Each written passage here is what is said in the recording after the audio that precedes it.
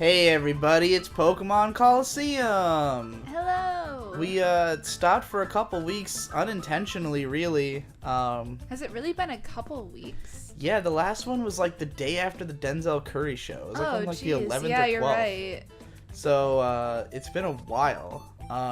Didn't feel that way to us. We've lived in like a fucking time stasis of some sort. We've become fully nocturnal.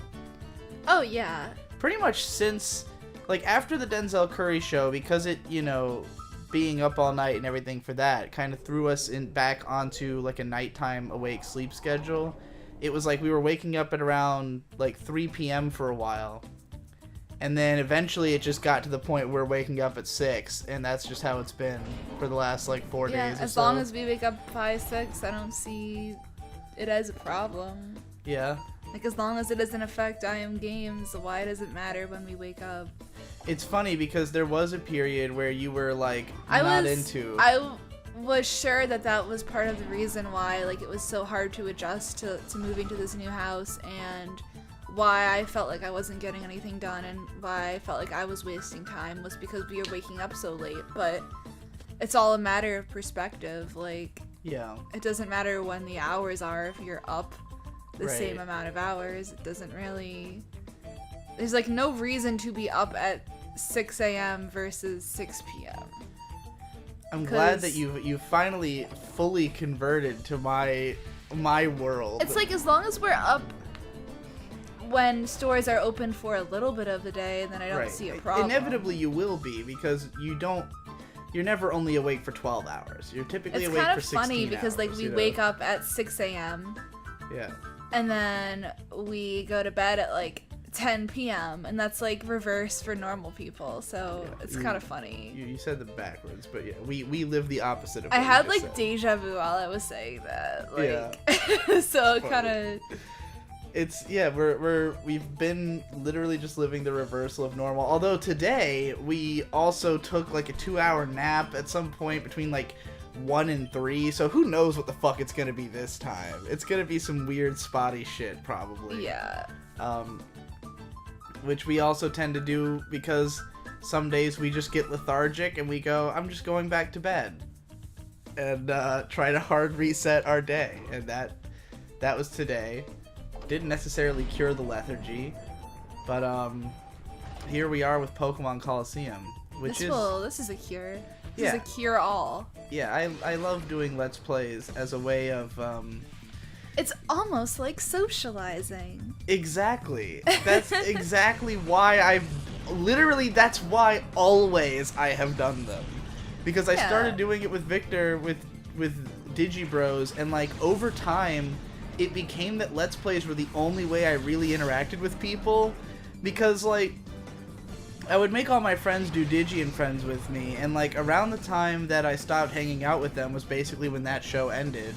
Like, just, if nobody's doing content with me, then I'm not hanging out, really, Yeah. Me and Jesse reached a point as human beings where we did not know how to interact without doing a Let's Play, so we recorded, like, 35 hours of Let's Plays at his house, which are still getting released on his Patreon to this day. Because it's like, in a Let's Play setting, there are rules and formalities and boundaries that you, like, don't really have to think of.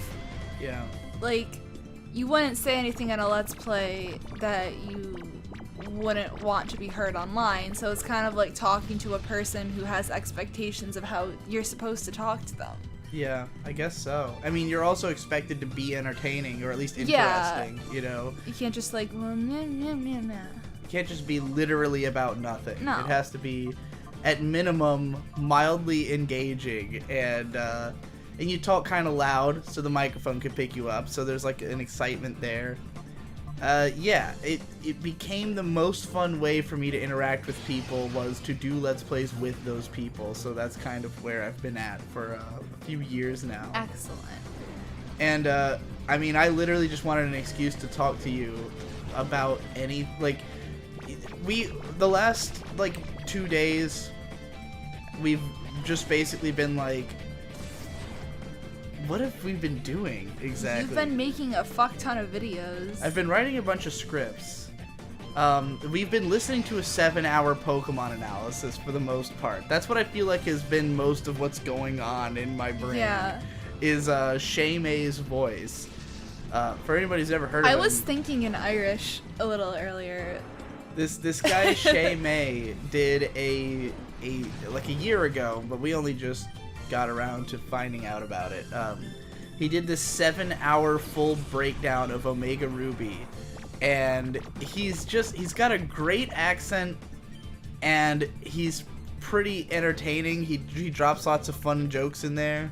It's kind of funny because, like, I had heard this guy's name, but I couldn't remember what the fuck he had done. And he's not, like, a YouTuber. He, like, did a few big videos, like, years ago, and then returned out of nowhere and did this Pokemon video, and then kind of disappeared again. But, like, he had done a series on Sonic way the fuck back, where he used an animated avatar, or I shouldn't say animated, but, you know, like a cartoon avatar that was, like, exactly the same as my old pony avatar. And I remembered this guy, and, like, we started watching the Sonic video, and it's funny how much more awkward he is in that. Like, he just isn't quite as comfortable just, like, doing his jokes, and, like, he doesn't sound as confident, you know? Yeah, because he probably was just, like, starting out. Right, but he hasn't... It's weird that he would have evolved so much, but, I mean, maybe he's a part of a podcast or something, but, like, he hasn't done shit, you know? Maybe just, like, in his actual day-to-day life, he's learned to be more comfortable in his skin and be able to, like, open up, because... Very possible. Like, he doesn't seem like somebody who is a full-time YouTuber and has, like, you know, obligations outside of the internet, so he probably, like... Learned something and was just like, well, and maybe just, like, not... like having to take it seriously as a career has given him confidence. That probably has a lot to do with it. It's probably that, like, when he did those Sonic videos, he was probably very serious about, like, being a YouTuber, and then, like, by the time he did the Pokemon one, it was just like, it's just for fun. It's just for something fun, to do, you know.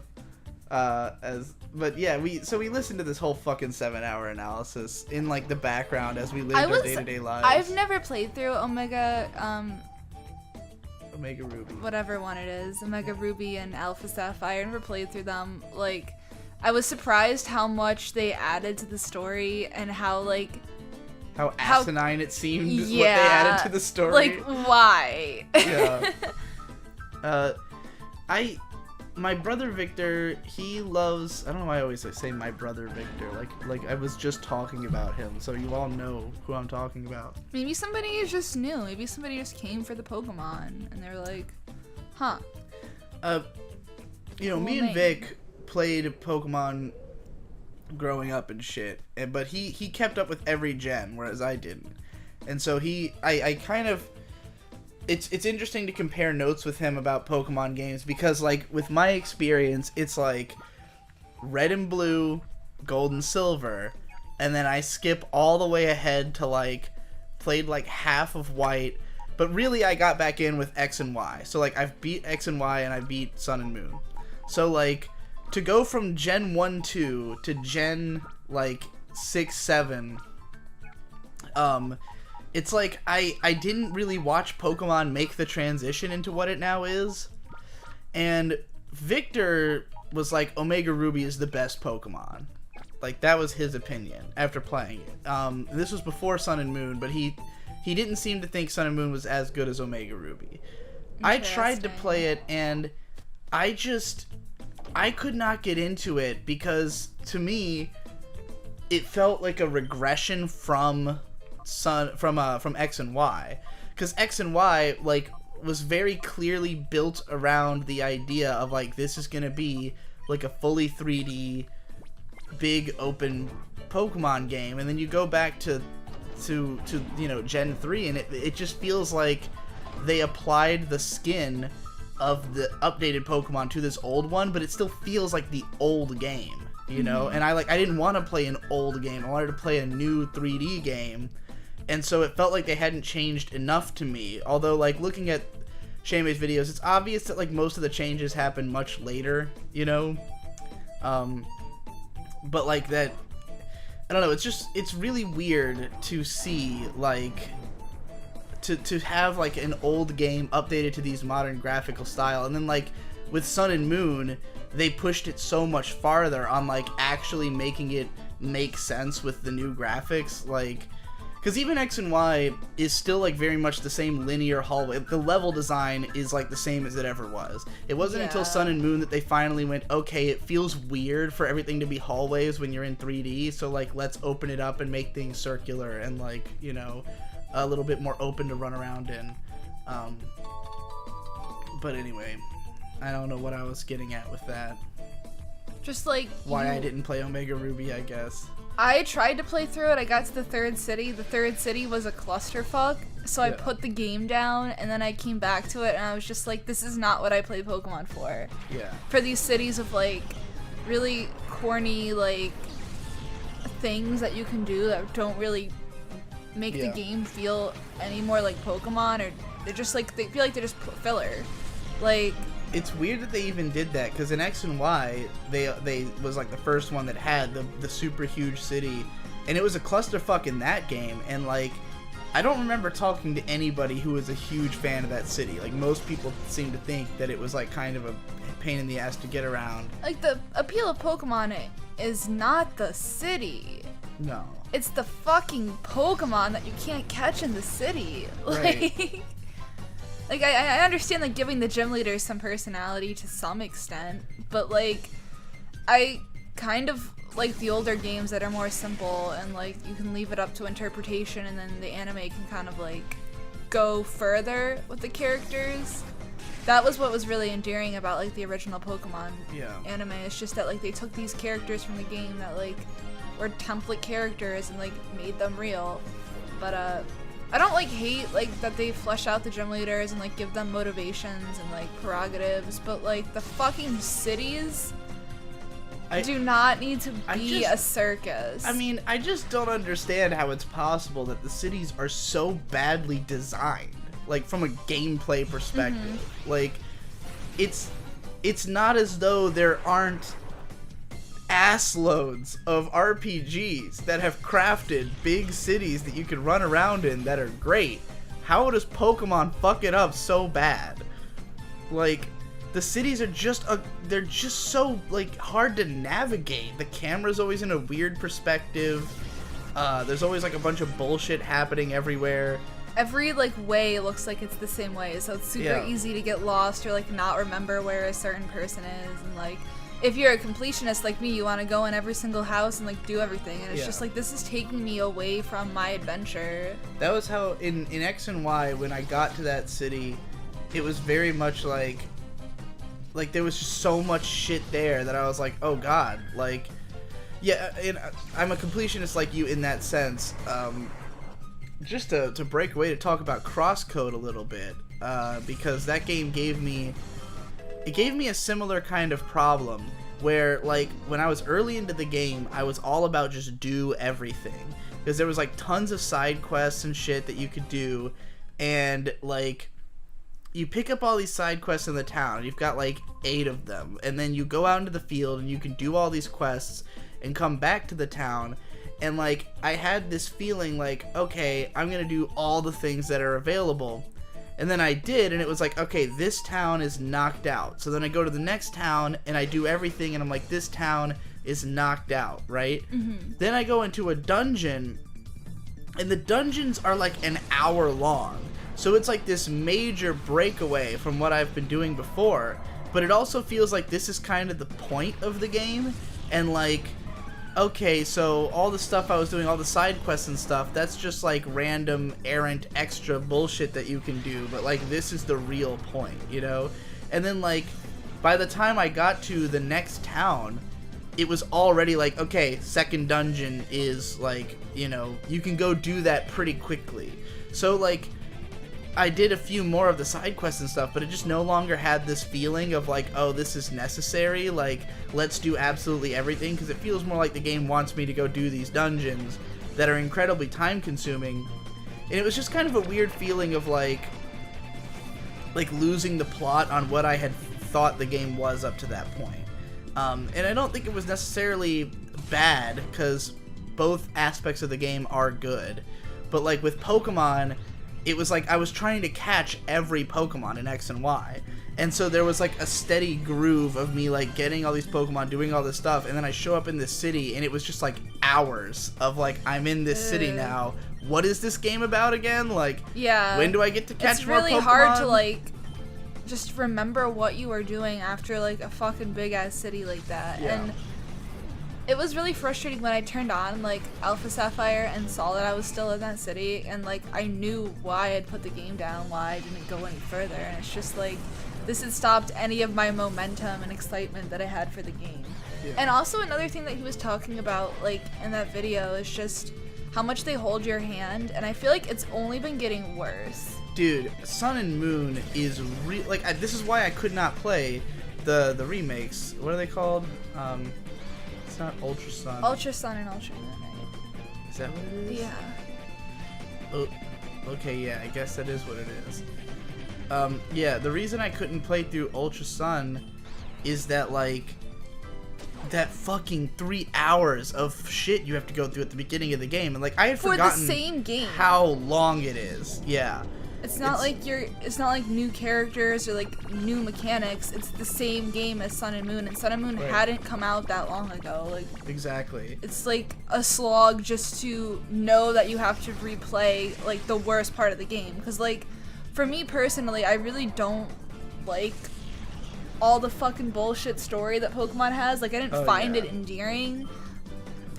I thought, okay, in Sun and Moon, the story was not terrible and it had some good characters, but the fact that it's unskippable is dude, it takes forever. Like, and yeah, he broke that down a lot in Omega Ruby and Alpha Sapphire, like just the sheer amount of time wasting dialogue, the amount of like insipid extra nonsense that did not need to be there, that tells you nothing, you know. It's just like it's funny because like a lot of RPGs are like that. It's just weird that Pokemon is like that now, and it did not have a birth this way, you know.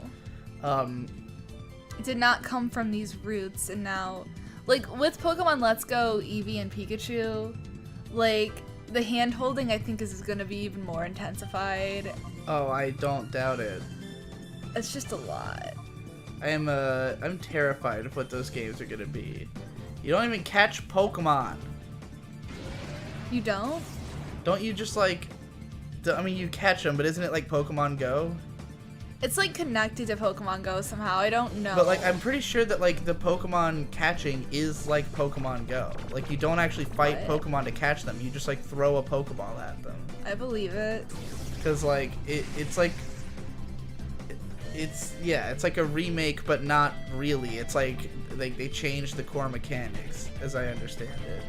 I don't know. We'll have to look more into that. I guess they're just like, they really are banking on like getting the next generation into Pokemon, because like that's what they need to keep the series going strong, and to like, because like it's such a big fucking machine. They need so much fuel. This is the mindset, and it's not just Pokemon, but like in general, it's always like this. Somehow, people just like, okay, this is, I'm trying to fucking explain that this mental leap that people make is so asinine that it hurts my brain. So when you were a kid, you played Pokemon, and it made perfect sense. So to grow up and be like, we gotta get these new kids into Pokemon, let's make it a baby game. It's like, but 20 years ago, you didn't make it like that. No, and everybody understood it. Yeah. And they were fucking 7. And the kids who are growing up now are way fucking smarter. Yeah. Like, is it just that they need more things to occupy their brain? Is that why they need the plots to be so heavy? Is to have like... No, it's just... Well, I mean, with the plot, it's definitely that they're trying to make it into a bigger, more epic experience for kids. Because, like... I totally understand the plot thing, because if I were 12, I would probably think the plots in these games were fucking amazing.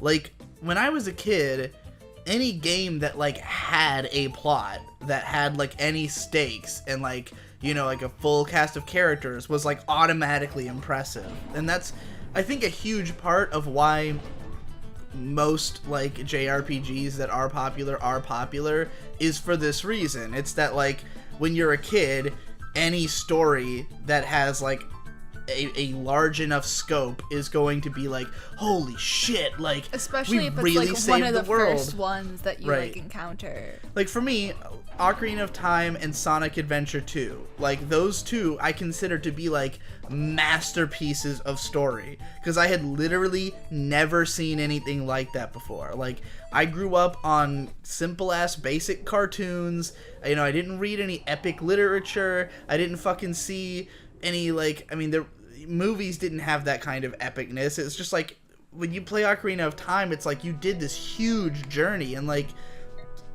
the fucking Sage of Time cutscene felt like it was an hour long to me as a kid. It was really like 7 minutes or something like that. So like, and then Sonic Adventure 2, it's like you fucking save the planet and Shadow fucking dies at the end, and it's like, holy shit, like, this is emotionally gripping. It's like, sure, if you're a child, of course, you know, but like, and it's funny because you'll grow up and still remember it that way, because like, as far as you're concerned, it was an incredibly amazing story, and unless you go back and consume it again, you have no reason to doubt that, you know.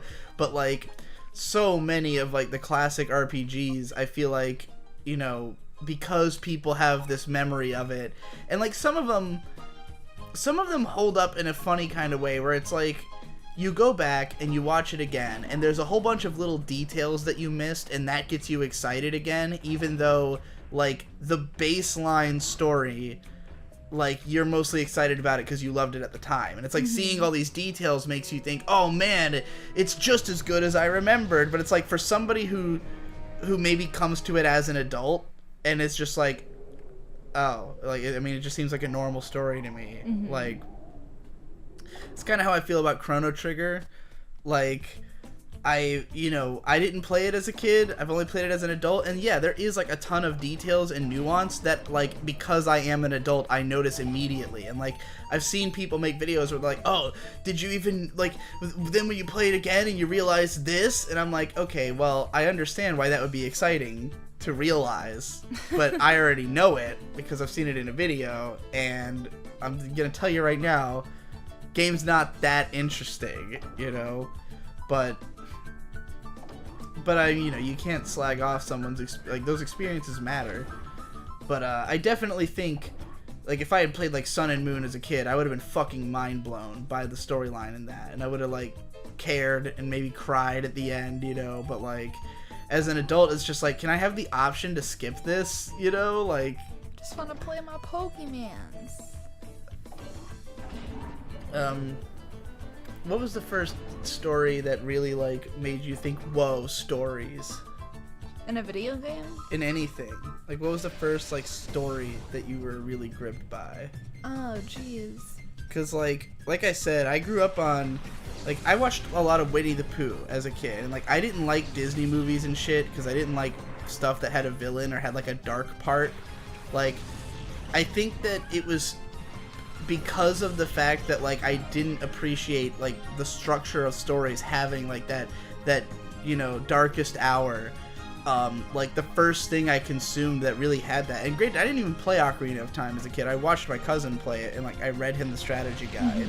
But, like, when you go back to all the places you'd gone when you were a kid, Link, and, like, they're all fucked up, it was, like, it was really cool, because it didn't have the sensation of, like, direness to me that I guess a movie would, where it's like you're seeing your favorite character, like, you know, like you're seeing the main character suffer in a movie. But like in Zelda, the main character's fine, it's the world that's fucked up, but you're gonna fix it, you know. So like, you don't have that same sense of low pointness that you would if you didn't have control over the player character. So I think that's why it resonated with me pretty strongly. But like, that was the first time that like any story made me like, wow, stories are cool and like are deep, yo. I feel do you remember your first story? I don't really remember my first story. Like, I grew up watching a lot of movies and reading books and just like being exposed to stories and like fucking like, I listened to Stephen King audiobooks when I was like out the womb. Like I've been surrounded by like stories, and I always was more interested in more open-ended things where you can kind of use your imagination and like expand upon the universe. Like I was really into role-playing at a young age. Like I loved the early Pokemon because it was like I can have my own adventure and like delineate my own, like, you know, I can like give the Pokemon their own personalities and stuff. I was like more into that aspect of it than That's really funny and fascinating to me, because when I was a kid, I was always frustrated about all of the differences between the anime and the game. Because, like, even though I played through the game, I was a much bigger fan of the anime. Like, the anime was, to me, what Pokemon is, first and foremost. And it felt to me like, even though I knew the game had come first, it felt like the point of the show was to, like, make the game non-abstract. You know, it was like, hey, here's like here's what really happened, you know? So it's interesting that to you, the game was like a chance to have your own experience, whereas to me it was like, oh, the game is just like the shitty version of the show, kind of, you know. Even though it did like it had bothered me a little bit that like the games had more of a like actual story. Like the show would never fucking get to the point. Like Team Rocket never amounts to much, you know. Yeah, they don't like invade the Celadon city. Yeah, like Coin Place, the casino. And it isn't like a Team Rocket base. Like, I just, like, I played through the games way later than watching the show. Like, I didn't play through the regular Red, Blue, and I played Yellow, but, like, that was after the fact. My first game was Silver. And, like, the anime didn't really try at all to, like, follow what happened in the games. No. I mean, that's the funny thing, is that, like, because I saw the anime first, but, like, I had the game not long into the anime being, like, you know, getting popular. And, like, to me, it was just like, well, the anime is clearly better because in the anime, Brock joins you, and in the game, he's just a gym leader who has 2 lines of dialogue. So, like, the game story is dumb. Because the anime actually has, like, these are actually characters in the show. You actually learn who they are. They're not just people standing in a gym, you know. But it's like, it's kind of like a weird fixation on the wrong details. It's like, just because it's, you know, each one has its own strengths. But when I was a kid, I didn't really think of it that way. It was like linearly, oh, well, Brock is a real character in the show, so the show is better, you know. Whereas like, and mind you, when I played the game as a kid, I literally just used my starter and steamrolled the whole game with my starter. Like, yeah, I basically didn't even catch other Pokemon because I just didn't see the point. So, like, I just think, from my perspective, it wasn't really, like, a customizable experience or anything. I didn't really think of it as, like, an adventure. I just thought of it as, like, I get to play the story that Ash is going through, you know? But, like, it makes less sense in the game because there's not as much context into what the fuck's going on. Even though I do think even back then I recognized that the Team Rocket plot was just like way more interesting in the games. But then fighting Team Rocket kind of sucked because they all used to Team Rocket was way better in the anime. Like, Team Rocket made the anime. Oh, I mean, Team Rocket, like, as characters were great, but, like, there's always, like, this sort of subtle... And this goes to all of the seasons of Pokemon. There's always, like, some kind of subtle background thing where it's like Team Rocket's up to something. They've got some kind of plot, but it just, like, never really amounts to anything good or meaningful. It's always just, like, a bunch of build-up for nothing, really. Like, in the original show, there was, like, all this shit. It kind of builds up to the movie where, like, you know, Giovanni's got all this stuff going on in the background, and if you pay attention, you know that, like, it's the whole Mewtwo thing. Like, that's why he's not at the gym when they go to the gym, is because he's off fucking around with Mewtwo or whatever. But, wow, this asshole locked me in the gym. All I wanted to do... Or not the gym, but he locked me in the lab. I see. I can't get out now. My laboratory. Gotta see if I have any healing items. Man, Pokemon's the most interesting thing ever. Yeah. I've come to this conclusion because the reason that we've been on like so especially not leaving the house and up all night is that we finally have reached a point where we're eating like all of our food at home. Even though I'm Mr. Eats Out all the time, we like really you have gotten good enough at cooking that like I don't feel compelled to go out anymore.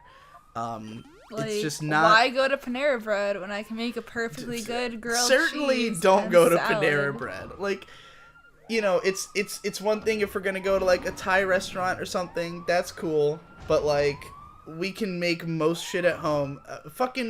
Really, it was when you made those burgers for the first time that it was just like, oh, all other food is dead. Like, you made a the burgers that you make are legitimately like my favorite burgers I've ever had. It's because I use the steakhouse burgers.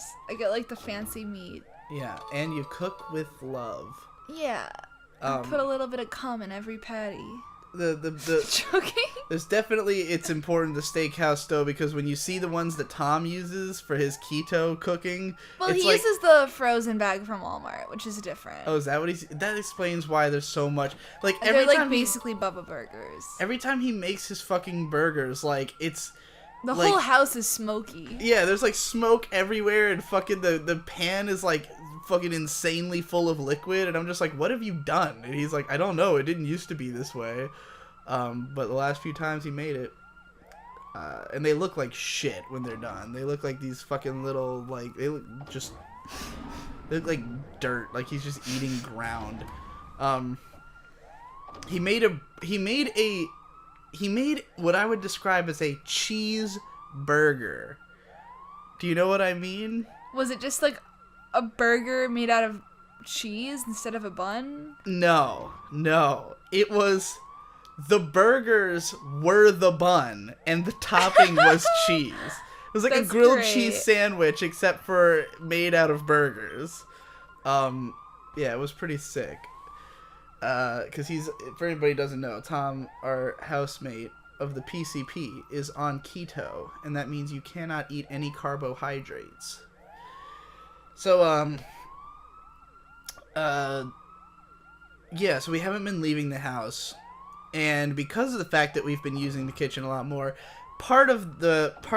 this is all, it's really all according to Keikaku in a strange way, because I have this tendency in my life to, like, have a grand vision of what I am doing in the long term, but I'm not thinking about it.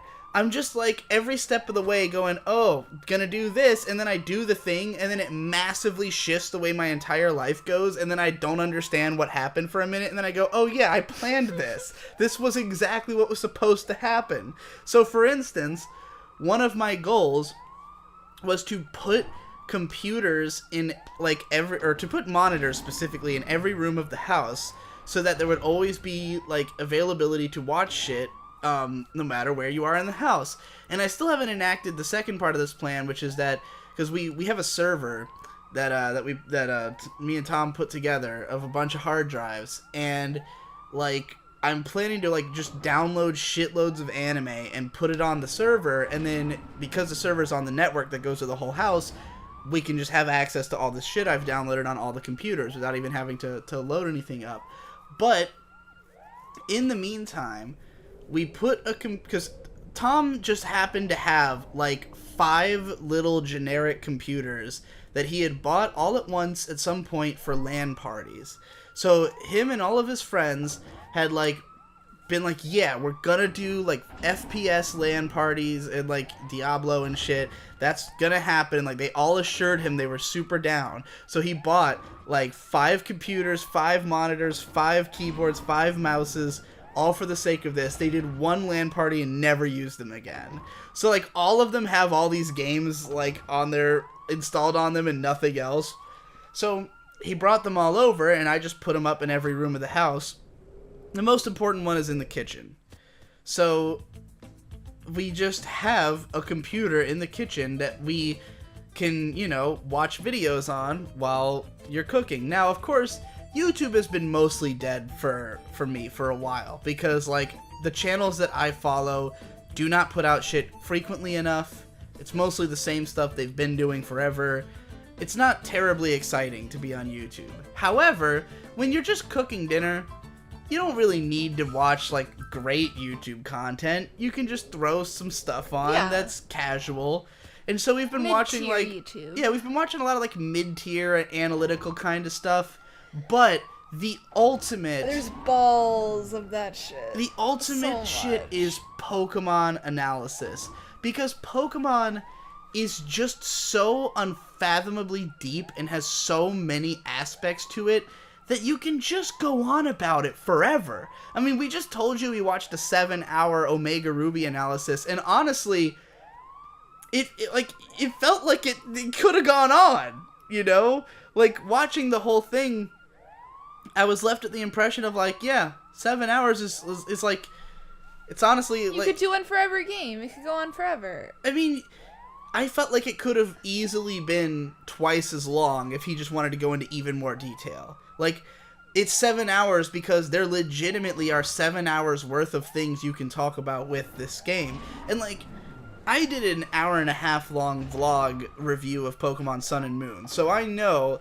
that there's a lot you can talk about. And I was mostly just talking about things unique to that game. Like, I didn't go and, like in his video, he has parts where he, you know, really says, like, okay, here's a mechanic that's in every Pokemon game, but I'm going to explain why this mechanic is good. Or why it needs to be updated. Right, and he'll go on for, like, 20 minutes about, like, you know, what catching Pokemon is like. And, like, it was cool. He did a good job with all that. And, like, this is his only Pokemon video. It's not like he's covering the whole franchise and, like, going over the same shit over and over again. So it made sense for him to do it that way. But, like, you know, if he had wanted to, he could have gone into even more depth. And he even had a bunch of parts where he's like, you know, I don't want to make this video even longer. Yeah, like, which was really funny.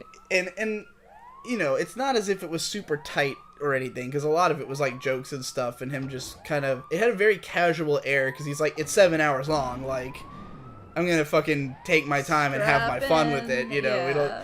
Yeah. We don't need to make this strict and tight, which I could probably take some notes from in, like, doing my own super long content, because, like, I've always got such a, like, militant attitude towards, like, making everything tight and succinct, and it's like, why?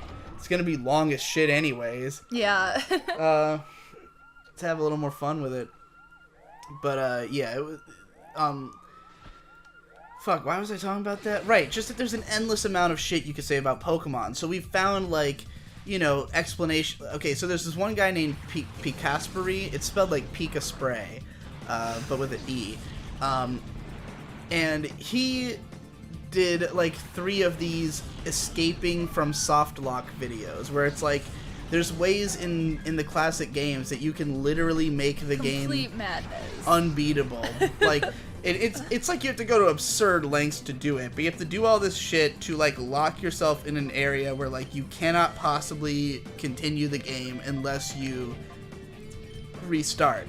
But he found ways out of these soft locks. So, like, they're interesting videos, and he went to, like, really absurd lengths to do them. Like, the dedication on display was incredible, and it really, those videos and the Digi May video made me jealous of the fact that, like, you know, people often accuse me of, like, not doing enough research and shit in my videos, or, like, not paying enough attention when it's something like Steins Gate, where it's like, I think that for a lot of people, when they see, like, a long-ass video, they're expecting it to be, like, toiled over. They're expecting it to be like this, oh yeah, you spent all this time and effort on it. And it used to be like that, even for me, where, like, some of my long-form videos are, like, they represent a huge amount of research and effort and studying, but, like, some of them are not. Some of them are just long because it's like, well, you know, people want me to make long videos, so I'll just say everything I have to say, unbounded, you know, regardless of how much research or thought or whatever has gone into this, just because it's entertainment. So, like, yeah, like with Steins Gate, I watched the show once, I wrote a video about it, you know, it was fun, it was entertaining, it made my day, it made other people's day. I'm not saying everything in it is, like, super accurate or anything, because that wasn't the intention. No.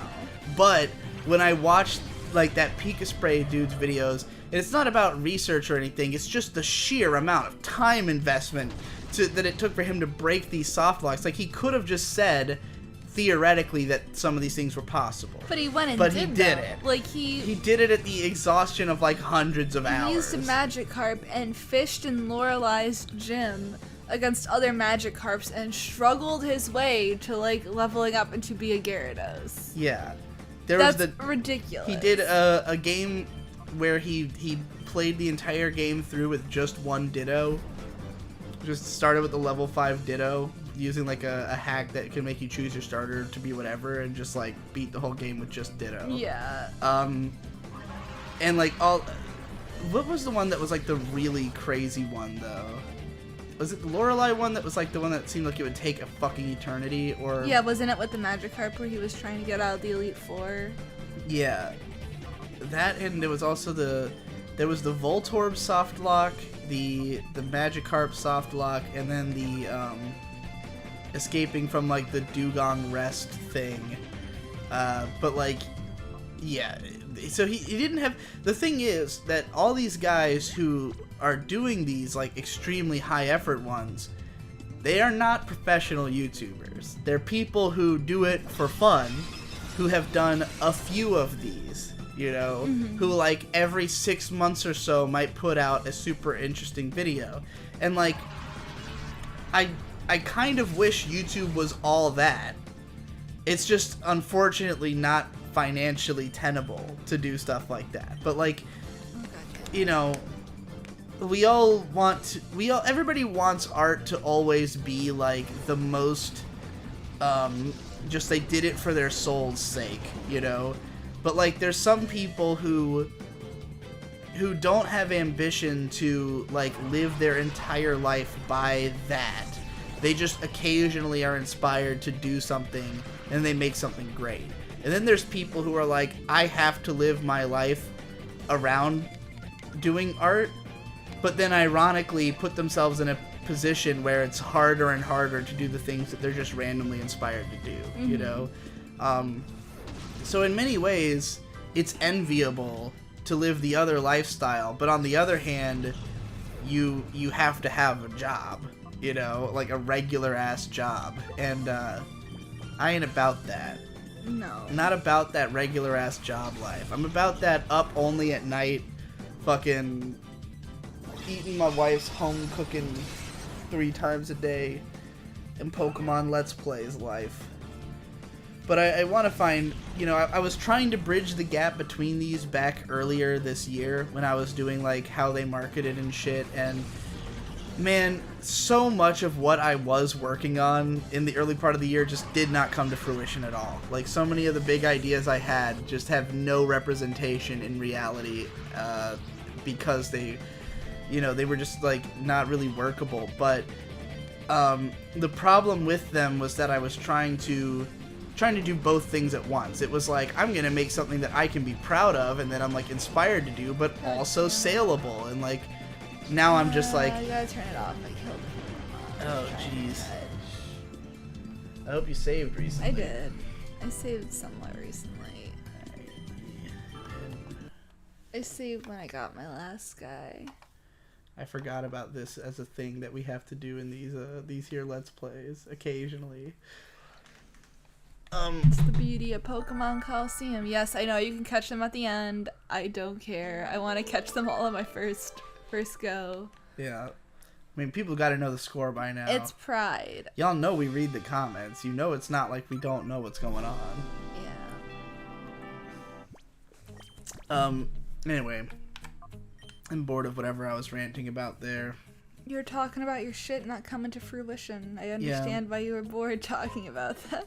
Yeah.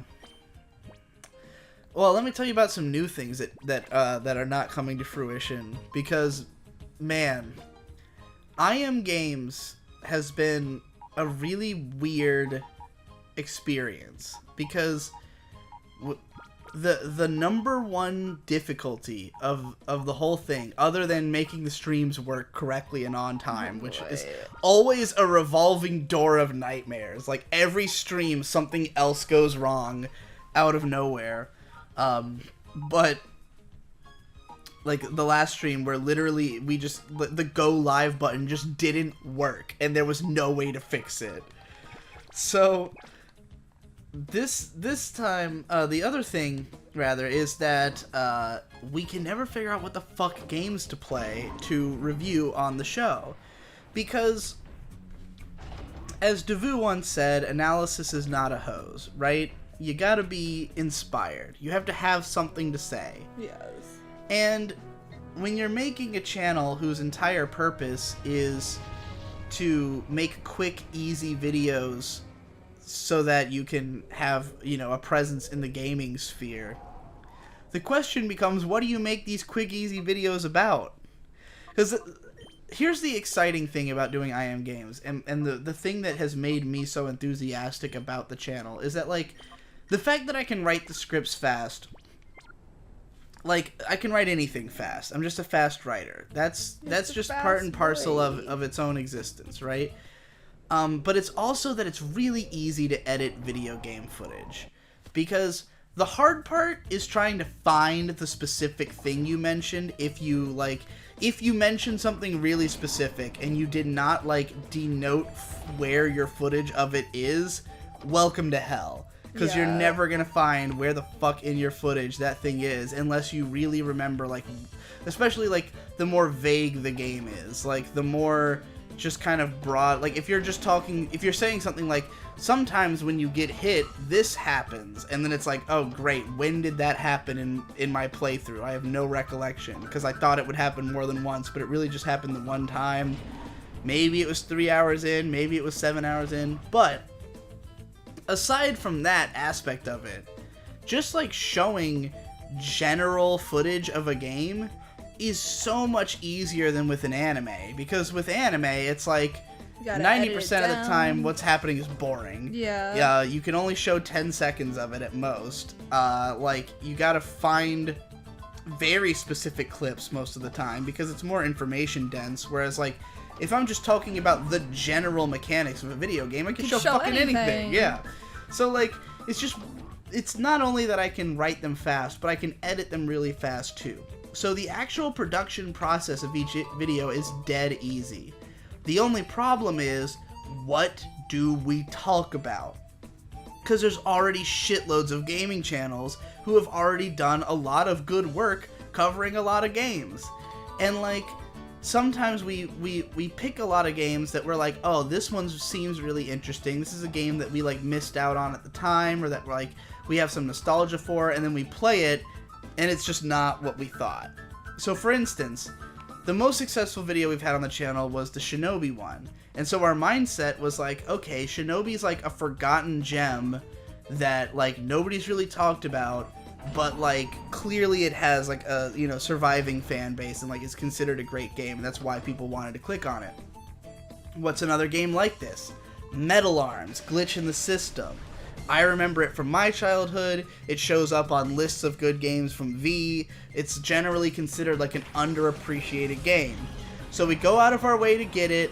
We spend all this time to set it up because, like, we didn't have the right cables and shit. It was a lot. It took a lot of effort. We finally get everything together and we play it on stream. It's fucking garbage. Like, outright, Metal Arms Glitch in the System sucks. Like, it's not a good game.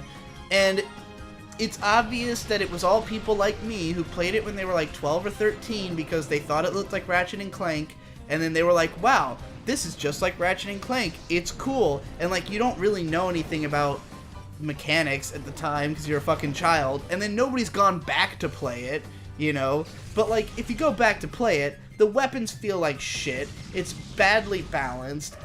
And the level design is terrible. It's like... and it's kind of nauseating to look at. So, yeah, it's not good at all. And we did a whole stream of it just to be like, well, not interested in talking about this game, because what are you going to do? Make a video called This Forgotten Game that barely anybody cares about isn't as good as the few people who do care about it think it is? Yeah, that'll get you a lot of views, you know? And then we've had, like, games where they seemed interesting at first, but then it was just kind of like, we're not going to have enough to say about this. Or games where it's like, people have already talked about it enough, so, like, what are we going to add to the conversation?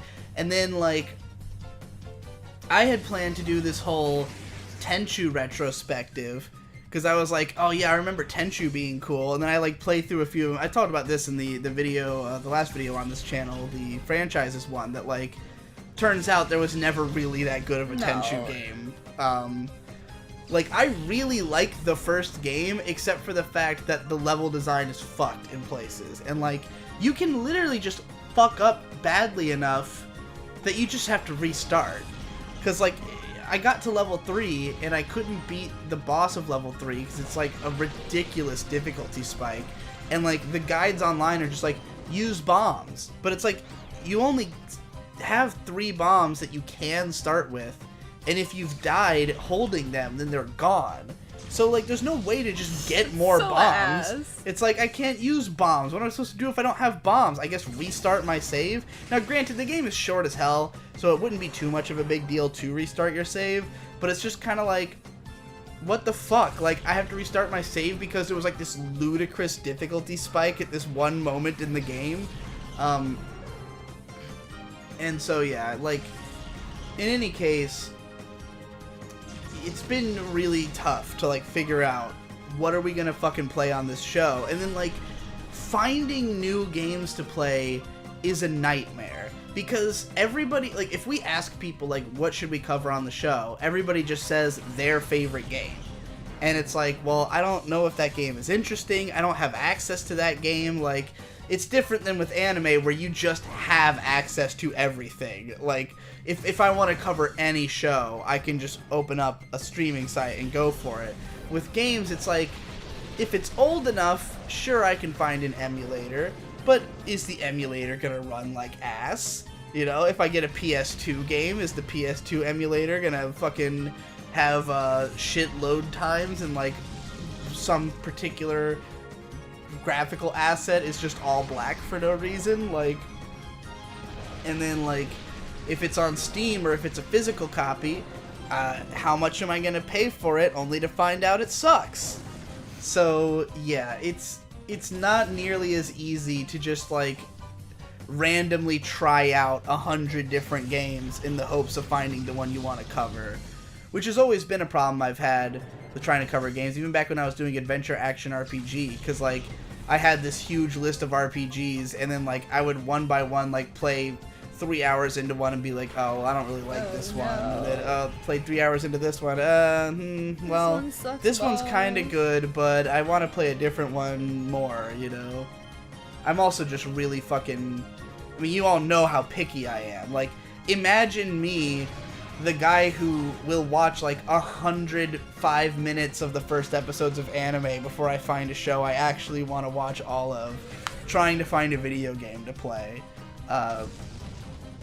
It's not easy, but if anybody has suggestions, feel free to drop them. I mean, it's really difficult to even find games for me because I've got really specific taste, and like, funnily enough, part of the concept with I Am Games was this idea that like, Tom likes video games and he's good at them, so surely he can just play all the games. But then it's like, Tom also kind of has pretty specific taste, and his and my taste overlap a lot. Mm-hmm. So it's not like Tom is like way more predisposed to playing games. Like, he actually gets frustrated even more easily than I do at a lot of games. Neither one of us particularly likes modern games all that much, so it's like, what do you play? What do we fucking do? And I've got a few more ideas that I'm like terrified to even attempt. Like, part of me is like, man, the sickest shit in the world and what I know would get the most views, and it would be really gratifying to have done this project, would be the Tales of series game by game. But I have a suspicion that I won't like any of them. That like, they're all bad. So maybe I'm not the right person to do that, because like, somebody should, but it should probably be somebody who won't dislike most of them. Yeah, I wasn't predisposed to hating Tales of. I mean, I'm not like, Tales of Symphonia was my favorite game when I was like 14. Yeah, I know, you wrote a porn about it. I did. I wrote an expansive porn fan fiction about it. And when I went back to play it on the PS3, I was just kind of like... I was kind of let down, but at the same time, I think it was that, like... I don't know. I think I had certain expectations of it. Like, I expected it to look a lot better than it did. And I think part of it might have even just been the port. Like, that it wasn't as good looking on PS3 as it was on GameCube. I don't know. I had to look into that. I'm going to look into, like, what's the best version of each one if I do this. I also thought about doing the same thing but for Star Ocean. But again, it's like... Part of the issue with this whole I Am Games thing is that me and Tom both have a long history with video games, but, like, our tastes have changed a lot over the years, and there's a lot of shit that we're just kind of, like, always felt like we should get back to, but, like, there's not necessarily proven, you know? Like, Star Ocean seems like my type of game, because it's like an action RPG and everything, and I had Star Ocean 3 at a time, and I played like 6 or 7 hours into it, and I remember it being pretty okay, but I don't remember why I stopped playing it, and eventually I sold it. And then I had Star Ocean 2, and I'd played a little bit of it, but I was like really off-put by like the terrible sound effects and voice acting, and like the graphics were not the best, and like that was why I stopped. And then I've also played like 5 or 6 hours of Star Ocean 1 on an emulator and been like, eh. So like, even though all of my experiences with the series have been like playing 5 hours of each game and going, eh, somehow it's like I feel like I should like it. Yeah. So I kind of want to know. But then I'm scared that I'm just going to start playing and I'm going to have the same reaction. But at the same time, there is a secret here. Because if you're going through every game just looking for the game that's going to inspire you to talk about it, that's really difficult. However, if you go in with the mindset of, I'm going to do this, I don't give a fuck if they're good or bad, then it might be doable. Because like it's like you with Final Fantasy. Like, you beat Final Fantasy 1 and you really liked it. You beat Final Fantasy 2, you thought it was okay, but you were like, I'm gonna beat all the Final Fantasies. Then you get to Final Fantasy 3 and you're like, this game fucking sucks and I hate it, but I'm going to beat all the Final Fantasies, god damn it. Yeah. You know? And that got you through the whole game. And so, like, I do think that, like, covering all the Tales of games, even if I hated all of them, it would still be such an interesting project. I might be able to compel myself to do that. I might be able to make myself just go, I'm gonna beat all of these fucking games, and I'm gonna talk about them. And there's a few franchises, like, I feel like there's some that would be easier to do that with, like Shadow Hearts. There's only 3 of them. I did like a 30-minute, maybe 45-minute Shadow Hearts Covenant like pseudo review on the 2 weeks review once, where I had played like halfway through the game, and I had like torn feelings about it, and I ended up quitting. But like if I had the idea that like, oh, this is for a purpose, this is for making like a big video, it might have been different. I don't know. I don't know if that's too dangerous of an approach, though. I don't know if that's just going to make me hate my life, you know, forcing myself to play all these games. And then it's like, is this the right series? Is there something else I could be doing that could be better? What if I get inspired to do something else, you know? And then I'm like, oh, well, fuck this. Now I want to do this other thing. This is what it sounds like inside my brain at all times. This is me just like telling you right now what, like, when you see me just staring off into space, sometimes this is what it's like. It's just me running through everything and going, oh, I could do that, but what if it turns out to suck? What if it does turn out to suck? And then there's stuff where it's like, well, obviously I could do like every Zelda game, but who hasn't done every Zelda game, you know? Who wants to see another guy do every Zelda game? Like, who wants to see another video about Dark Souls? Like, I just have too much basic bitch of taste. I do need to make a video about Phantasy Star Online, though. I thought about doing all the Phantasy Star games, too, but, like, I don't know if there'll be enough to say about the old ones, because, you know, they're old fuck RPGs, like, they are cool and interesting, but, like, I don't know if they have enough depth that they can be talked about at length. Tales of would definitely be like the ultimate, but there are like 13 of the fuckers. So, and they're all like, 30 to 50 hour games. So it would not be like something you could just do flippantly. Maybe I could do like one a month. That might be an interesting project. Just like, hey, once a month for the next year, I'm gonna cover each of the Tales of games. Damn. That'd be like doing a Final Fantasy every day, every month. It would be, but like, Final Fantasy would be... The thing about Final Fantasy is that the first, like, bunch of them, are very different from the latter bunch of them, and then they're all, like, real fucking different from each other. I feel like Tales of, they're more comparable to each other. Yeah. Like, Final Fantasy, a lot of the time, they, like, completely fucking reinvented all the mechanics. So, like, with Final Fantasy, there's this greater sense of, like, each one is very much its own game, and you don't really have to be, like, a fan of the series. I'm just saying, it'd be as ambitious of a project. Oh, yeah, it would be. I guess the reason I'm saying that is that, like, with Final Fantasy, every video could be, like, 10 hours long. Yeah. Like, every game from 7 onwards, you could say an unbelievable amount of shit about. I don't think that's true of the Tales of games. I think that each of them could be summarized in, like, 20, 30 minutes, depending on... I don't know. I could be wrong. Maybe it would turn out to be way more ambitious than I think. But part of the appeal of doing that is that the first one was on the Super Nintendo, and it was ported to PS1, and like PS1 ports like the recommended version, and I think I think all the other ones are PS1 onwards. So like there wouldn't be going back to like a fucking NES game or something, it would be like it would not be as much of a old fuck kind of thing.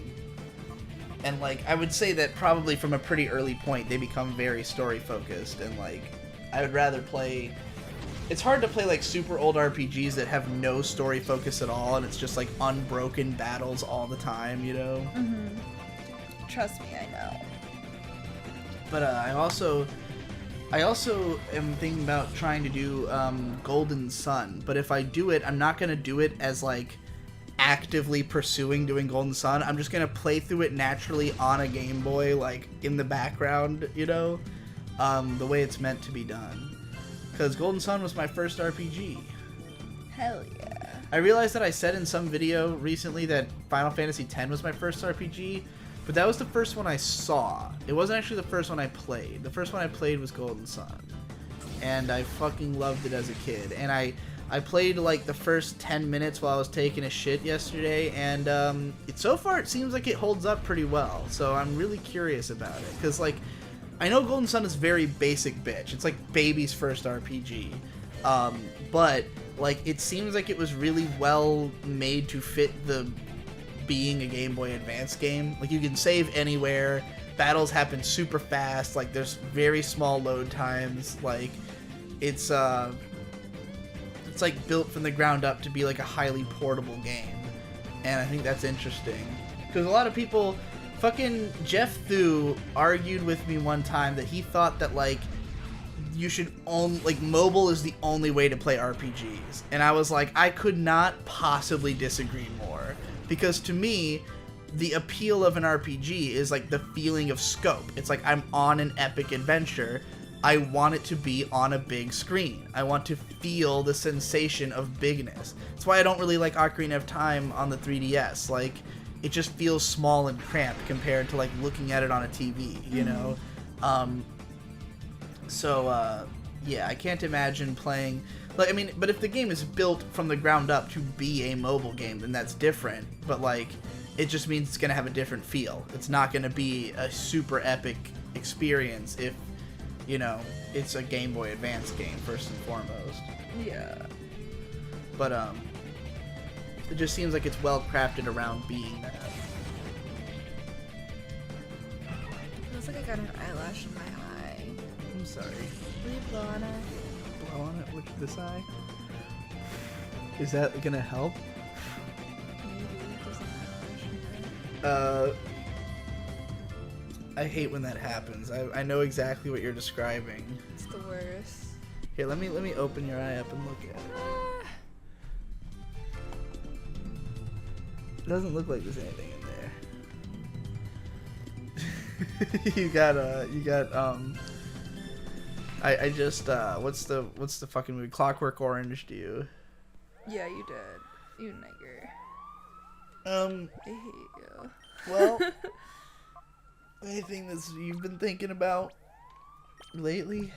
Been playing a lot of booty calls. Oh yeah. So, like, oh god. So, you know, to continue our unending pain of technology in this house, nothing ever works. Nothing works at all in this place. No. If anybody missed the story about the heating oil that went through, like, the IM Games, and we also talked about it on the Patron podcast, we had this nightmare of trying to get heating oil to the house, and it was, like, way more expensive than we thought it was gonna be, and like, what is this? There was all these problems with it. I ended up being out like $850 over trying to fucking get heating oil to the house, which it turns out we needed because our hot water works on it, and we didn't even know that. I give up. I'm gonna go heal my Pokemon. I don't know what this is. I don't know what I'm supposed to do. I'll open the door. I have the code. So you probably have to pick up the code from people or something. No. I've talked to everybody.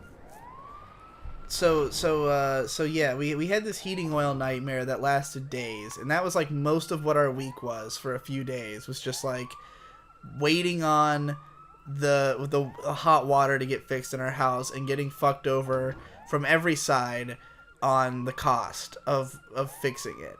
And then, like 2 days later, so you may have also heard the story of Tom trying to rebuild my computer, that everything went wrong, where like the motherboard that I got didn't work and had to be sent back. And then finally I got the new motherboard, and like May had also had a computer built, but so she got all these parts for it. Tom built it, but then the power supply, that, because he basically took a computer he already had and just like put new parts in it and was like, you know, here you go, this can be yours now. And like, but the parts he had in there, he had a power supply that was like some cheap Chinese power supply that I guess wasn't strong enough to actually power all the shit in the computer correctly. Nope. And it was making this insane high-pitched squeal that was fucking mind-numbing. And so we had to order a replacement power supply, as well as my new motherboard. So those finally show up, and Tom's trying to rebuild it all. But even though the new confirmed the other motherboard did not work, like it was a motherboard problem. However, even with the new motherboard, my computer is still running Windows 7, and like new technology just doesn't support it anymore. So we had to upgrade my computer to Windows 10. But in order to do that, like, the problem was that Windows was not recognizing any inputs. It wasn't recognizing the keyboard or mouse. So we had to take the hard drive and put it into May's computer and install Windows 10 on there, then move the hard drive or the solid state drive back to my computer. It was a fucking nightmare. It was a 7-hour process getting these two computers up and running. It was just all that was happening all day. I mean, one of those hours was where Tom had to go do a podcast for an hour in the middle, and I just sat there playing Time Splitters or whatever. But yeah, it was quite an ordeal. But the second that May's new computer was up and running, she goes to go watch Precure on it. But then she realizes, first of all, she goes to watch Precure only to realize that her computer has no speakers. Because, you know, who thinks about getting speakers for your computer? And the only headphones we have are like fucking earbuds. So she was like, I don't want to have to listen to earbuds and watch Precure. And the side banner on the fucking streaming site that you were using. You can explain from here. You tell the story. There was please. an ad, and it was this shitty girl with blue hair showing her puss. So I click on the ad, obviously. Let's see what's going on here. Maybe the porn games have gotten a little bit better since I was like 10. Yeah. So I go, and I find this amazing Honey Pop clone. Yeah. That is all like fucking. It's pay to win, basically. Yeah. It's just Honey Pop, but there's like a restriction. You can only use like 20 energy points at a time, and you have to like wait for the meter to fill up. But it's fully voice acted, and it's Honey Pop. It's like a full-blown game. This game's called Booty Calls, and it's on a site called Nutaku, which must be getting big because I went to Gelboru today, and the entire front page of Gelboru has been turned into a Nutaku ad. Like, oh, jeez. Like all the ads on Gelboru now are for Nutaku, which is it's like a site that has like shitloads of these like it has a ton of freemium free porn games, yeah. But like what's great about this Booty Calls game is that like she clicks on it and like right away the game is like the sidebars of the game site are like porn. Like it's just got like the girls like tits out right there. And the art is, like, surprisingly good. Not all the girls are good looking, but... The in-game art is not good, but, like, the pictures they send you when you, like, go on a date with them... I would say that even when you're doing the, like, the game, like, when they're on the beach, it's pretty good. I like the art more than Honey Pop's art. I like Honey Pop more. But I really did not like Honey Pop's art at all. I just fucking loved Honey Pop, man. Like... I played so much Honey Pop. I could not into Honey Pop because I thought the designs looked like shit. But, like... Isn't that the point? I guess. I guess the point is that it's, like, trashy. Is that it? No. But, is the light supposed to be green?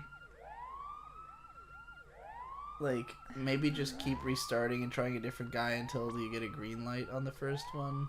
Maybe. I'm not sure. Maybe it's like this guy, and this guy. Maybe it's this guy, this guy. Maybe it's the three guys who aren't part of the three guys. Him, and her. No. It's probably gonna be like fighting or rock, ghost, dark. Dude. Why is this happening? Oh no. Wait, are there any three of the same type? Try like pseudo wudo bayleaf and no, there's no third grass. It's not a grass.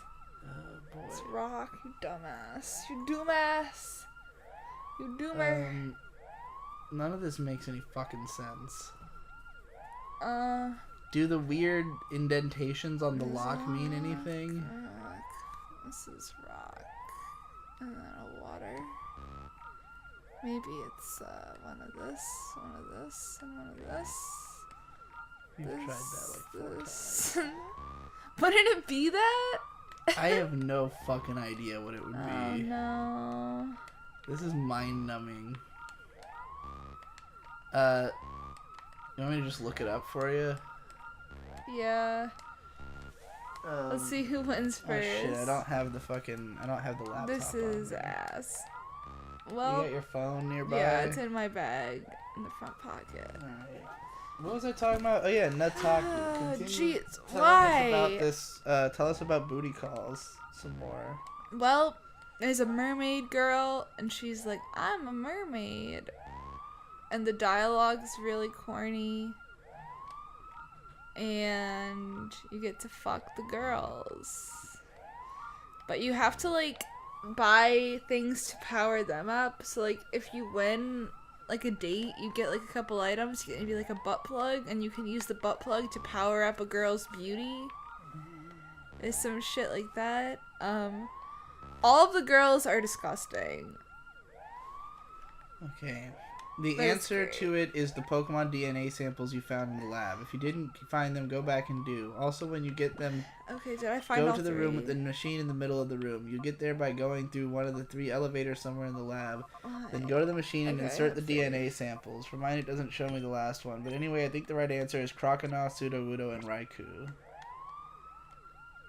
This guy says his is Misdreavus, Mightyena, and Sudowoodo. Apparently the DNA samples are random, so it's just like you have to get them to solve it. Where do I go? Hold on. I fucking already hit the button.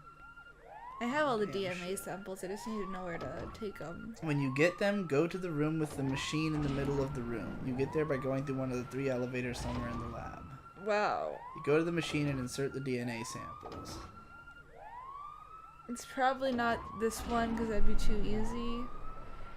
But we can try. That's a machine. Put them in that. Talk to the screen. There you go. It's a DNA analyzer. Alright, you got Suicune.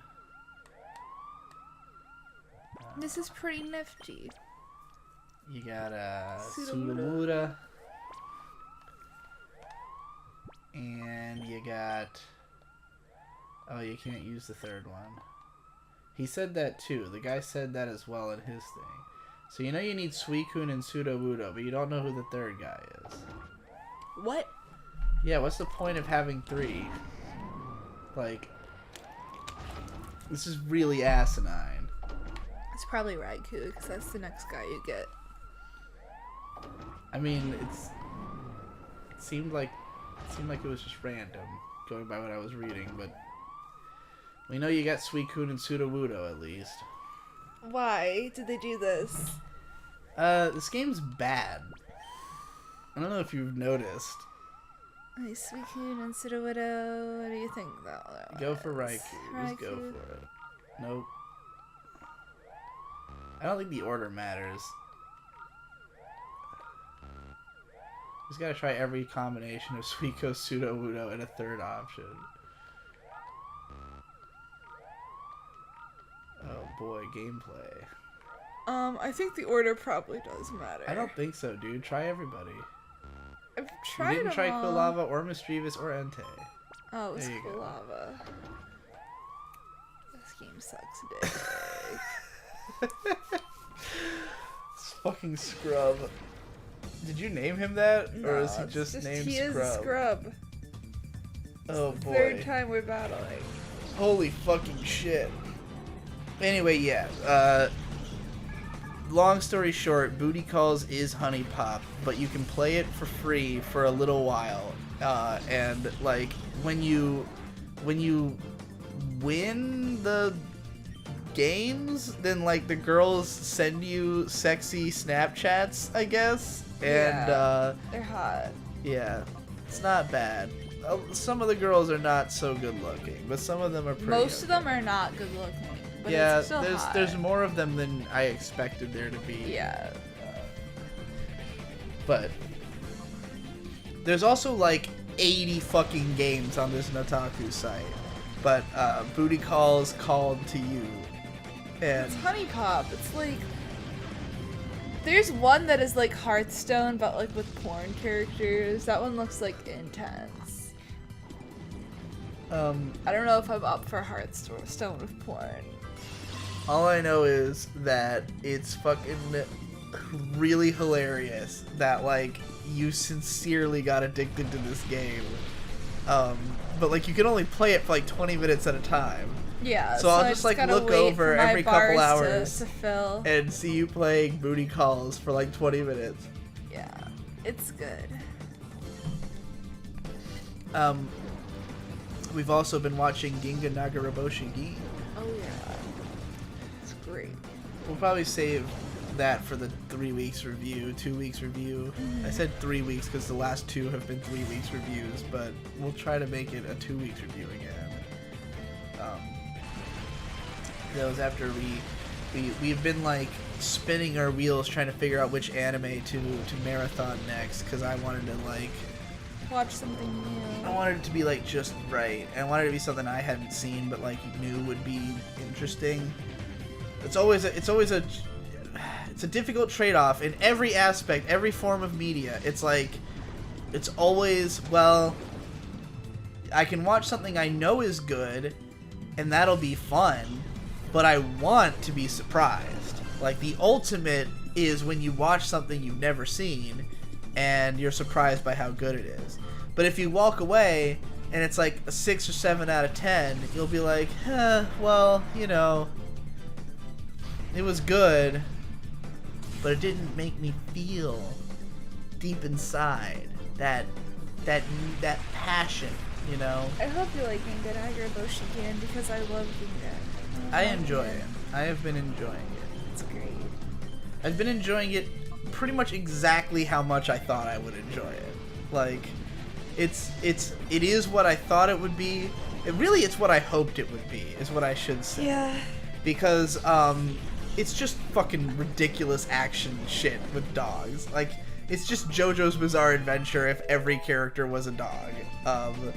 And they fucking, it's, to me, even more, like, JoJo is entertaining in that it's like you see some crazy shit you'll never see anywhere else, but like, you know, it's just crazy shit. With Ginga, it's like it's crazy shit happening to animals, which makes it automatically even crazier. Mm-hmm. It's just like, whoa, I'm watching dogs fucking murder each other. This is fucking sick. And it's like a children's show, but it's clear that they could get away with doing just anything because it's dogs. In the 80s. Yeah. Run, run, run! The music gives me goosebumps, that's all. Oh, fuck. Oh, my fucking body. My fucking eye. It's feeling a little bit better, but it's like... Oh, yeah. I cracked my back like 4 times. It is fucking daylight outside. Daylight's coming. 7:30 in the morning. Wow. Feels like the mid-after. I think we're gonna have dinner after this, so that's where our heads are at. It's breakfast. 7:30 in the morning, and it is dinner time. But it's like a late dinner too, because we had like a weird day. Because we had like a nap for a couple hours. It's normal. It's like most people eat around 7:30 and like p.m. our lunch. So it's like 7. Like I was still eating because we made, oh man, fucking delicious. What you called it, an Italian grilled cheese, because it was like a pizza. It's like a pizza bagel, but on like thick bread. I looked up online other recipes for it, and some people use garlic bread, and I was like, oh my god, we have to try a garlic bread next time. Oh yeah, that sounds pretty ULT. But it was like fried pizza. Like we just made grilled cheese, but with like marinara sauce and pepperonis on it, and like using sprinkled cheese, and it was fucking delightful. And good hard bread. I ate 2.5 of them, and just talking about it is making... I really got to shit. Like, as soon as this is over, I'm gonna go take a hefty shit and play some Golden Sun. Well, this is where we get raikou. Oh, is that about to happen? Yeah. There's no way that we're gonna be able to do that within this episode, right? Like, you don't think so? You don't think it's gonna take, like, 90 hours? No, I don't think so. You think it'll be, I mean, Suicune wasn't that hard. Right? Wasn't Suicune like first try or something? Yeah, I think I got Suicune pretty easy. Entei was a bitch. Is this the guy who has raikou? Yeah, this guy right here. With the purple pants. Yeah, gas like circulating. It's the curse. The curse of the Italian grilled cheese. Yeah, well, because it was pub crawl night, so I was also fucking having mixed drinks and shit, and like I made a tequila sunrise, and the combined acid of everything in the tequila sunrise with the fucking sandwich just fucking created some turmoil inside of me. Digibro used struggle to digest. I never quite finished talking about just the sheer variety of Pokemon videos out there, because another one that we watched was this guy who makes videos about, well, he'll take like one Pokemon and chart its viability over the history of the franchise. So like we watched History of Mew's Viability, and it was just like, it was called like How Strong is Mew Actually or something like that, and he just goes through game by game and breaks down like everything that the Pokemon could do at, you know, in that generation. And like it's the kind of thing where you watch it and you're like, you can do this for every fucking Pokemon. At least every Pokemon that's ever been viable. Pokemon, yeah. So it's just like, man, there's so many approaches you can take to talking about Pokemon. And it really is like, there's a lot of Pokemon channels. Like, it has its own world on YouTube. It's not just like game. Like, there's some channels. It's like this gaming YouTuber did a Pokemon video, and some of it is like this is a Pokemon. This guy focuses on like Pokemon YouTube. That's and there's like a lot of them, and they're big. You know, there's like a lot of big fucking Pokemon channels. It's fascinating. It's a really strange feeling, because for me as a kid, Pokemon felt so much like it was mine, you know? Like, even though it was a huge phenomenon when it came out, and like everybody I knew was into it, I was the most into it, and I was into it long after everybody else seemed to be. And you realize that you never knew shit about Pokemon after all. You go online and you're just like, wow, I was never nearly on the level of these people. But like, I think for a lot of them though, like, it's kind of funny. I made a video called The Pokemon Generation Reaches Adulthood back in 2014. And the idea of it was that, like, I thought of Pokemon as being very much like a millennial thing, because, like, it kind of embodied everything our generation is about. It's like a cultural touchstone for people our age. However, the reality is that for millennials, it really was like, I was super into it for long after everyone else was, but most millennials were into it in 1998 and at no other point. Pokemon has been way bigger, really, with Zoomers. Because most of these Pokemon channels are from people like your age or younger. Like, they're mostly like early 20s or teenagers, because they grew up in an era where all the information was out there about Pokemon, and like where, like, if you wanted to get in when the getting was good with Pokemon, you got in the later gens, because that's when it was like way more expansive. That's when you could find all the info online, where, like, you know, there's like more the competitive convenient. Like webs. What's that site called where you can do the Pokemon battles? You know what I'm talking about. I know what you're talking about. I know Smogon. There's tier listings. There's, like, fucking, when I was a kid, Bulbapedia didn't exist. Cerebi didn't exist. Like, Cerebi existed when I was into Pokemon. Yeah, it was not there yet when I used to have screen caps of all the episodes that would come out in Japan, and I would always just like look at what was going on in the Japanese still have anime. That. Yeah, I know, but I would like do it for every episode, because I was like, well, I'm not gonna watch the anime. That's the kind of shit that I would have been super into, but it didn't exist. Like, if I had found a way to like know what was happening in the Japanese anime, I would have been obsessed with that. I would have read every episode summary on the website. But, you know, and I did. I didn't find out about Cerebi till like 2004 or 5, and like that's well beyond like the period when I was primarily into Pokemon, you know.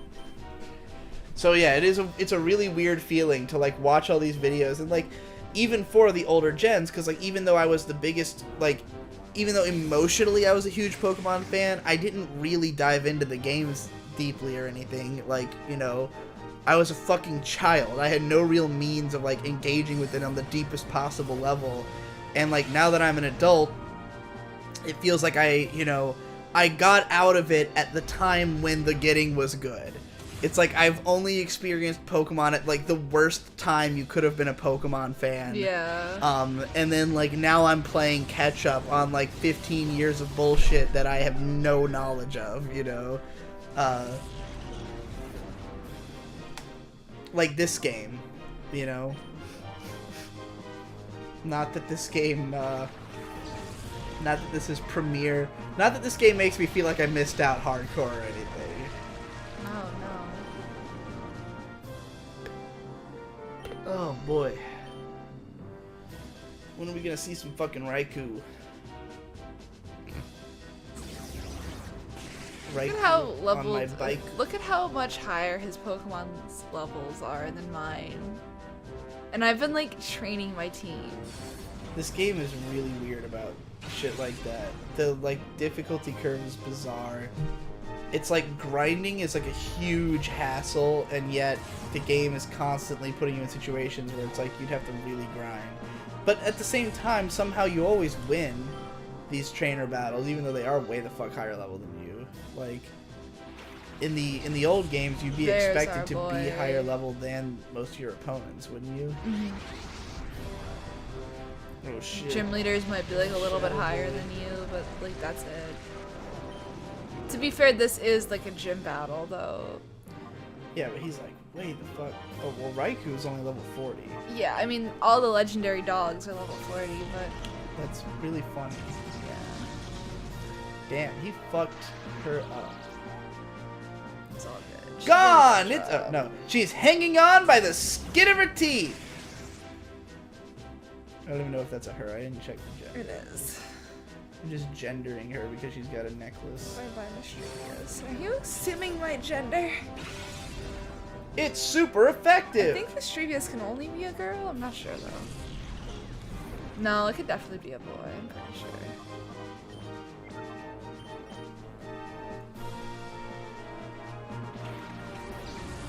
Oh shit, it's Ampharos.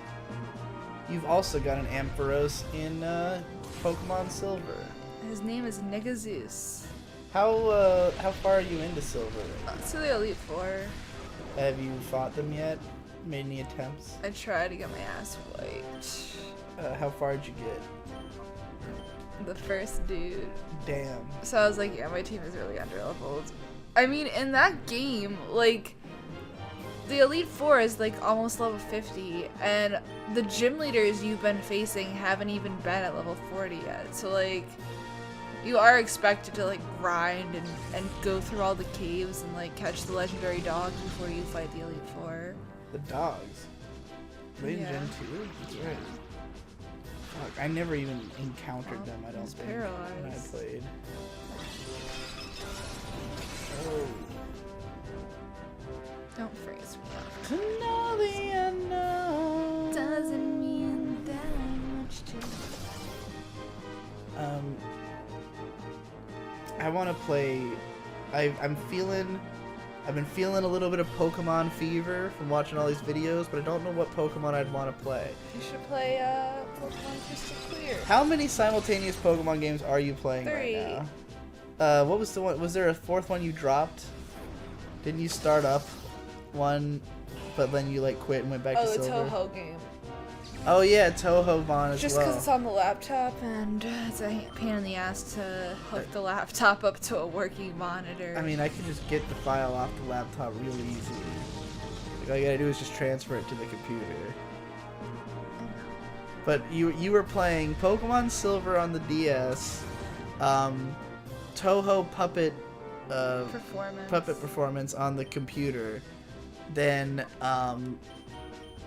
Pokemon Colosseum, and then now you're playing Pokemon Crystal Clear on your computer. How far are you into Crystal Clear? Gen 3. And that's like, you've been playing that with like lots of speed up and... Yeah, I like had it on like 4X and I like got a shiny Eevee and I'm like, yeah, I got a shiny Eevee. It's pretty sick. I've never had a shiny Eevee before. It's really entertaining just like seeing you go between all these different Pokemon games and just be like, yeah. It's just like, it's really interesting to think we live in a world now where there is so much fucking Pokemon that you can be playing like, you know, all these games simultaneously, and like there's enough different about them to justify it, you know? Yeah, I mean, Pokemon Crystal Clear is not fun to play right after playing Silver. And like, I don't really like Crystal Clear that much because it's like really open-ended and there's like none of the character dialogue changes, and like if you start out in Kanto, you're facing like weird Pokemon. You're not just facing like Rattata and Pidgey, you're facing like the baby evolutions of like what those trainers would have had. Yeah. So it's like, it's a lot sometimes. for all of you that don't know what Pokemon Crystal Clear is, it's a ROM hack where they made Pokemon Crystal like an open world game, and you can start out either in Kanto or Johto. And you can like go. Wow, that was easy as fuck. One ball. He wasn't even that weakened. Nope, he went in one ball. Their catch rates have been like. Why was Entei so hard by comparison? They're not supposed to be easy. Well, I mean, I like how you beat him and he's like, yeah, that was all in vain. And you're like, Whatever, doesn't seem like it. Alright. Let me get this crap. Data ROM. ROM hack. Yeah, get that fucking ROM hack of Pokemon Gold. Yes. Alright, let's get to a save point because I am out of things to talk about and I'm feeling real farty. Oh god, save me. I want to go poop. I'm sitting in the optimal position. The viewers cannot see this. There's a chest right there you missed. The viewers can't see, but you can see that I am like locked into this position where my arms are above, like behind my head, and my legs are spread out, and I'm like in a half slump lay. And it's because this is the only position where everything is in like perfect harmony inside my body. But like the second I move, it'll be like fart city. Like I'm probably going up the stairs. I will relinquish half of what I'm feeling right now. Stop. Because every time I go upstairs to go take a shit, I just like have a trail of farts behind me. Like every step I take. Oh god, talking too much is making it happen. I'm feeling a fart. Oh, it quelched itself. It came out as like a small, slow quelch fart. You ever have those times where it's like a bubble moves down and you just feel it like quelch out? What is going on with your intestines? Quelch. I ate a lot of pizza, grilled cheese, and it wants to come out. Alright. It wants to push whatever else is in there. Saved. We're good. Alright, everybody. See you next time. Hopefully it won't be weeks. Hopefully it'll just be a little bit, because we're gonna finish this goddamn game. Yeah, so we can play a different game. Yeah, we already have our next game lined up, so that'll be fun. Hell yeah. See you then. Bye-bye.